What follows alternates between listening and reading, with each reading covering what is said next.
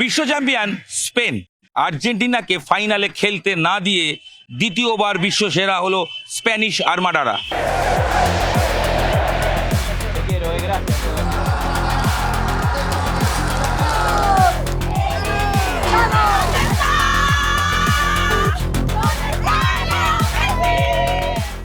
লড়াই ছিল মস্তিষ্কের বনাম আবেগের। মেসি আবেগ, অন্যদিকে স্পেনের ট্যাকটিক্যাল লড়াই, যেটাকে টিকিটাকা নতুন বলা হচ্ছে, অর্থাৎ 0.2।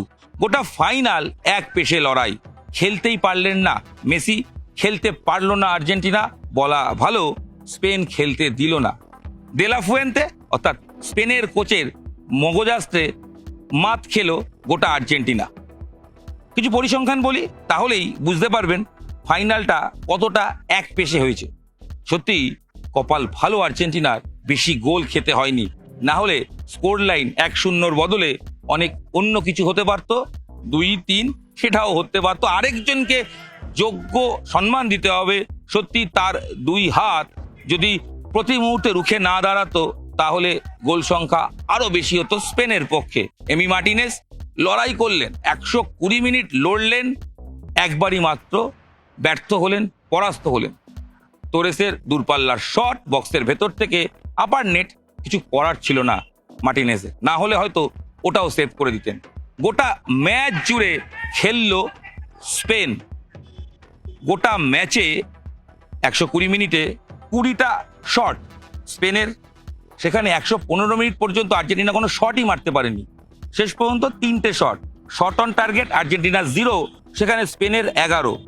পজিশন, বল পজিশন 78% স্পেনের ফেভারে, আর মাত্র 32 অর্থাৎ 32% আর্জেন্টিনার ফেভারে। বোঝাই যাচ্ছে কতটা এক পেশে ম্যাচ হয়েছে। এছাড়াও পাস অ্যাকুরেসি 90% স্পেনের, সেখানে আর্জেন্টিনার 78%। ফাউল 21টা, সেখানেও কম আর্জেন্টিনার 24টা। রেড কার্ড একটা, অন্যদিকে রেড কার্ড হয়নি। কর্নার 4টে পেয়েছে আর্জেন্টিনা, 9টা স্পেন।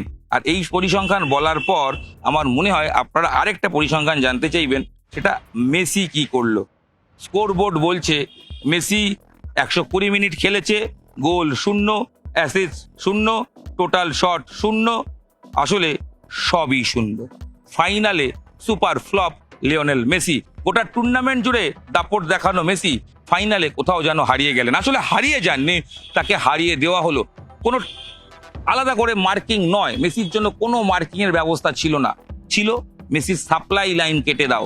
যেভাবে সেমিফাইনালে ফ্রান্সের বিরুদ্ধে একই ট্যাকটিক্স নিয়েছিল স্পেন, সেটাই করলো ফাইনালও আর্জেন্টিনার বিরুদ্ধে।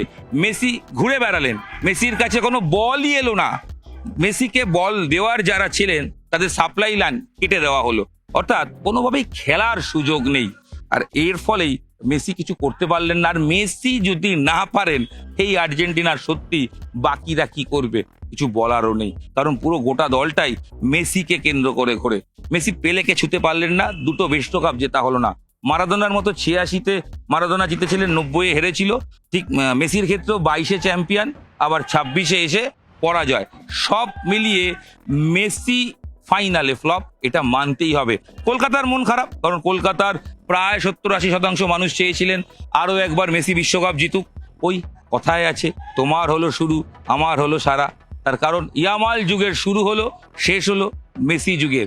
আর বিশ্ব মঞ্চে দেখা যাবে না মেসিকে, টপ স্কোরার হওয়া হলো না, বিশ্বকাপের সর্বোচ্চ গোলদাতাও হওয়া হলো না মেসির। মেসি থমকে গেলেন এমবাপের থেকে 1 গোল কম করে, অর্থাৎ 21-এ এমবাপে, 22-এ এমবাপে ফিরে আসবেন, আরো 2টো বিশ্বকাপে অন্তত সে গোল সংখ্যা বাড়বে। তাই বিশ্বকাপ জেতা মেসি 26 বিশ্বকাপে এসে রেকর্ড গড়তে পারলেন না। সর্বোচ্চ গোলদাতা হওয়া হলো না, টপ স্কোরার হওয়া হলো না, কারণ সেখানেও এমবাপে বাজিমাত করেছেন। ফাইনাল ম্যাচে চলে আসি, ট্যাকটিক্যাল লড়াই। বারংবার আপনাদের বলেছিলাম যে ম্যাচ জিতবে যে, মাঝমাঠ দখল করবে সে। মাঝমাঠ পুরোটাই স্পেনের ফেভারে। স্পেন গোটা মাঝমাঠ দখল করেছে, এবং শুধু তাই নয়, বল কন্ট্রোল করেছে। একটা টিম 90% বল সঠিক পাস দিয়েছে, প্রায় পাস খেলেছে, অন্যদিকে অর্ধেক কম সংখ্যায় পাস খেলেছে আর্জেন্টিনা, বল ছাড়েইনি। এটাই স্পেনের ট্যাকটিস, বল পায়ে রাখবো, নিজেরা খেলবো, square pass, back pass, forward pass, সেখান থেকে আবার মিডিলে বল খেলে কখনো আবার ব্যাক পাস, গোলকিপার, অর্থাৎ 11 জন একদম দম দেওয়া পুতুলের মতো 120 মিনিট দৌড়বো। কুকুরে ডিফেন্সের প্লেয়ার চলে যাচ্ছেন অ্যাটাকে, গোল করাচ্ছেন, চেষ্টা করছেন, আবার নেমে এসে ডিফেন্স করছেন। এটাই স্পেনের মূল মন্ত্র, অর্থাৎ চালিকা শক্তি। ফুয়েন্তে যেটা করেছিলেন সেটা দলটাকে ফিট করেছিলেন এবং বলেই দিয়েছিলেন যে 90 মিনিট নয় 120 মিনিট একই ছন্দে লড়তে হবে, একই মেজাজে মাঠে থাকতে হবে। তাই মাঝমাঠ দখলের লড়াইয়ে স্পেন বাজিমাত শুরু থেকে করার পরেই খেলাটা এক পেশে হয়ে যায়। আর্জেন্টিনাও ভয়ে ভয়ে খেলেছে, স্পেন শুরুর দিকে অবশ্যই একটু কোথাও হলেও নার্ভাস ছিল। ইয়ামাল ওপেন প্রায় গোল করে ফেলেছিলেন, সেটা মিস করেছেন। সব মিলিয়ে স্পেন অনেক গোলে জিততে পারতো, কিন্তু হয়নি। তবে ওই দিনের শেষে জিতলো কে, আবেগ না মস্তিষ্ক? মস্তিষ্ক, কারণ একটা ফুটবল ঘরানার জয় হলো।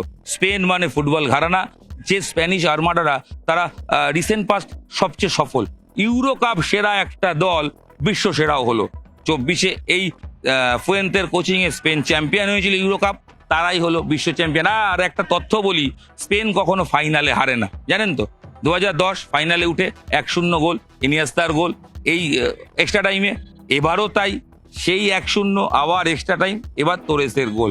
নিকো উইলিয়ামসের পাস থেকে যখন গোল করলেন, সেই গোলটায় কিচ্ছু করার ছিল না আর্জেন্টিনার ডিফেন্স। আর ইতিমধ্যেই ততক্ষণে 10 জন হয়ে গেছে। এনজো ফার্নান্ডেজের রেড কার্ড ডেফিনেটলি চাপে ফেলে দেয় আর্জেন্টিনাকে, যে আর্জেন্টিনা ট্যাকটিক্যাল লড়াই চেষ্টা করছিল যে গোল খাবো না, কাউন্টার অ্যাটাকে পেলে গোল করব, সেটাও হয়নি। আর শেষ মুহূর্তে, সেকেন্ড হাফে শেষ মুহূর্তে ওই এনজোর রেড কার্ড সমস্ত স্কালোনির প্ল্যান ভেস্তে দেয়, কারণ কিচ্ছু করার ছিল না স্কালোনির।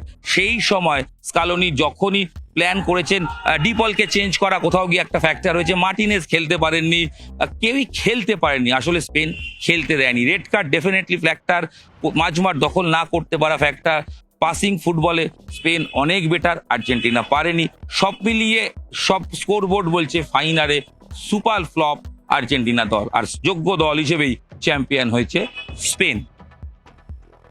আমি জানি কলকাতার মন খারাপ, কলকাতার অনেকে ভিডিও যারা দেখছেন বা বিভিন্ন প্রান্ত থেকে দেখছেন, তারা বলবেন হয়তো জেতা উচিত ছিল মেসির, কিন্তু বিশ্বাস করুন ফাইনাল স্পেন যা ফুটবল খেলেছে তাই ডিজার্ভ করে, তারাই জিতেছে। একটা ঘরানা, একটা সিস্টেমের জয় হয়েছে। প্রথম ম্যাচ তারা আটকে গিয়েছিল, ধাপে ধাপে উন্নতি করেছে এবং শেষ পর্যন্ত বিশ্বকাপ চ্যাম্পিয়ন হলো। প্রায় 40 দিনের লড়াই শেষ, চ্যাম্পিয়ন পাওয়া গেল। বিশ্বের রং এবার লাল হলুদ, নীল সাদা নয়, নীল সাদা মুছে দিয়ে এবার বিশ্বকাপের মোড়কে একটাই দেশ, সেটা স্পেন, যার রং লাল হলুদ। অবশ্যই রিয়াল মাদ্রিদ, অবশ্যই বার্সেলোনা, তাদের ঘরানার জয়। লা মাসিয়া যে একাডেমি বার্সার, সেখান থেকে উঠে আসা প্লেয়াররাই সাকসেস এনে দিয়েছে এই স্পেন দলকে। ফুয়েন্তের কোচিংকে অবশ্যই কুর্নিশ জানাতে হবে, কারণ তার ট্যাকটিসে জয় হয়েছে। এবং আরেকজনের কথা না বললে হয়তো অপরাধ হবে, সেটা হচ্ছে উনাও সিমন, যে গোলরক্ষক স্পেনের, তিনি অসাধারণ। ম্যানুয়েল নুয়ারকে মনে পড়ে জার্মানির? ঠিক একই, উঠে আসেন, প্রয়োজনে সেন্ট্রাল ডিফেন্সের কাজ করেন, সে অনবদ্য, জাস্ট অনবদ্য। আর কি বাকি থাকে? বাকি থাকে একটাই, হয়তো বিশ্ব ফুটবলে আর দেখা যাবে না মেসিকে, ইয়ামালদের দেখা যাবে। এভাবেই একটা জেনারেশন, একটা ঘরানার শেষ হলো। মেসি বিশ্বকাপ জিততে না পারলেও তিনি অবশ্যই শ্রেষ্ঠ ছিলেন, শ্রেষ্ঠ থাকবেন। একটা ম্যাচ কাউকে বিচার করে দেওয়া যায় না, তবে এটাও ঠিক, একজনের কোথাও শেষ হয়, আরেকজনের শুরু হয়। স্পেন যুগের আবার, স্প্যানিশের আবার রমরমা শুরু হলো। এ স্পেন অনেক দূর যাবে, এ টিম তৈরি টিম। জেনে রাখুন, অনূর্ধ্ব-19 স্পেন দলও রিসেন্ট ইউরো কাপ জিতেছে। তাই স্পেনের যে ঘরানা, স্পেনের যে সাপ্লাই লাইন, তারা তৈরি। চিন্তা এক জায়গায়, আর্জেন্টিনা দলে মেসি চলে যাওয়ার পর এই দলটাকে কে সামলাবেন? ভেঙে যাবে না তো আর্জেন্টিনা? যাই হোক, সময় বলবে কি হবে। আপাতত সময় শেষ। গোটা ম্যাচ কলকাতার আবেগ, ম্যাচ বিশ্লেষণ নিয়ে নিউজ 18 বাংলা ডিজিটালে আপনাদের সঙ্গে আমি ইরণ রায় বর্মন ছিলাম।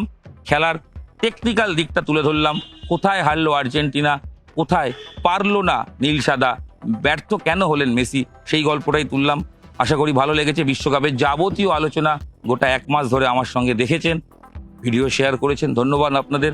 এই ভিডিও শেয়ার করুন, অবশ্যই বিশ্বকাপ শেষ হলেও আমাদের খবর শেষ নয়, আরও খবর নিয়ে আসবো। সঙ্গে থাকুন, খেলার খবর মানেই নিউজ18 বাংলা ডিজিটাল। আপনাদের সঙ্গে আমি ইরণ রায় বর্মন ছিলাম, এটা বলেই বিদায় নিই। ভালো থাকুন। খেলার জয় হলো দিনের শেষে, কারণ দিনের শেষে জিতলো ফুটবল। ধন্যবাদ।